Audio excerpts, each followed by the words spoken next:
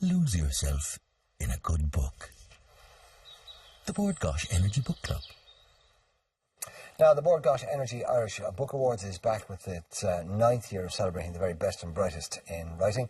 And this year, Ireland M is once again very proud to be continuing our support for the Crime Fiction Book of the Year category. Indeed we are. Now, award-winning Stuart Neville, whose novel The Final Silence has also been nominated. He joins us now with more. Every day we say the name and the book of somebody and think, how are they going to choose the winner? Everyone is a very strong candidate. Least of all yourself, Stuart. Good morning. Thank you for joining us, because I know you've literally just gotten off a plane pretty much from the States. That's right, yes. This might be might be my brightest interview I've ever given. Okay. To be honest. Okay. Now, how have you fared since the Book Awards last year? Because they are kind of highlight for people as they go. Yeah, I mean, this is my first nomination since actually the first book, which would be 5 years ago. Oh, wow. Yeah. The 12. The 12. So I think I was... No, I was going to say on this couch 5 years ago. It was a different couch, but... Same show. Same show 5 years ago, talking about it. Well, in those 5 years, yeah, it's been a lot of changes for me. I got married, had 2 kids, moved house, all that stuff. So it's been a busy time. But you were just delighted. I mean, you'd kind of... You'd reached your goal, you'd got your book published and you were there, you had a deal, and sure, whatever happened next was just a bonus. Yeah, I think I was probably still full of that sort of bright-eyed... optimism that new authors tend to have, which it soon gets kicked out of you.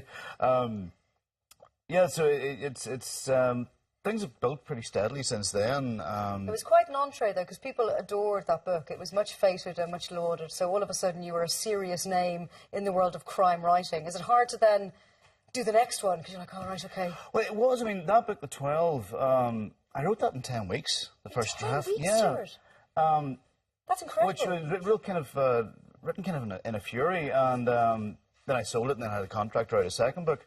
I started that thinking, oh, this is going to be the same, I'll knock this out in no time, and it took a year. Wow. So I discovered writing a book under contract is very, very different to writing a book. I was going to ask you about that, because when the 12 or Ghosts of Belfast, as it's probably better known, because it's in other territories, that's what it's called, that was a passion, that was a hobby, that was you'd been working on that for a very long time, and you got it done, your baby, it's your first record, it's yours, your first hit record, etc., etc., etc. And it's grand. And then suddenly you get successful, and now it becomes a job. It's so when the labour of love turns to real labour and sweat, does your head get melted a bit? Yeah, it's a very different thing, because when you're writing without a contract, you're fueled by hope. Yeah. And just a desire to tell the story. Yeah, then you've got a contract, and then you're fueled by fear. And hope is a far better fuel than fear is. But that's the reality of it, and you kind of... And I kept hearing other authors saying, you know, it doesn't get easier book by book. In fact, it gets harder. And that's very true. And each book has had its own challenges, its own problems. Tell us about this book, Stuart. Just set it up for people at home. Just give a little précis of the plot. In a nutshell, the premise is a woman called Rhea Carlyle. Her uncle, who she didn't really know, passes away very suddenly and leaves her this house. And there's a room in the house that has remained locked. She can't get into it. And she eventually gets a crowbar from the garage and forces the door. Inside the room, she finds nothing but a chair and a desk. Inside a drawer in the desk, she finds a large book, like a photo album or a ledger, and discovers it's a journal of all the people that he killed. Brilliant. Brilliant. What a great idea.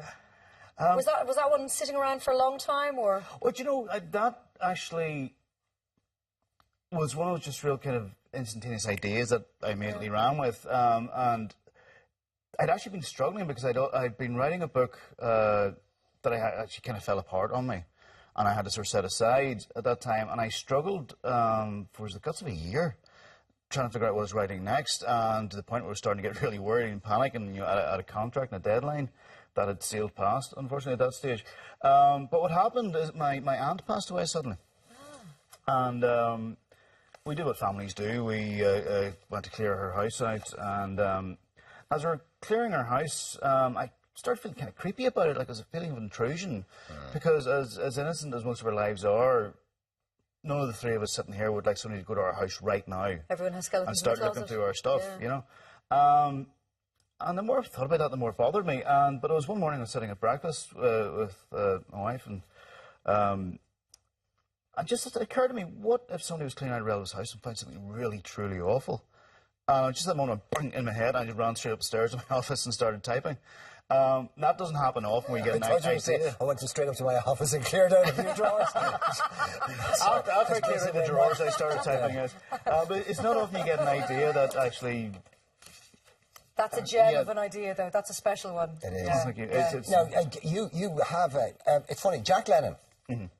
Who actually starts as kind of being, I mean, in the initial books when he surfaces first of all, you kind of think, I don't like him. He's the baddie. He's the cop. Yeah. And even though the heroes are, particularly in the first one, I mean, it's you know, I mean, it's spectral. It's ghostly. They're going around committing murders to atone, and you know all that sort of. It's redemption, and all the rest of it. But Lennon has now become your kind of your anti-hero hero. He's always in trouble. Do we like him? Don't we?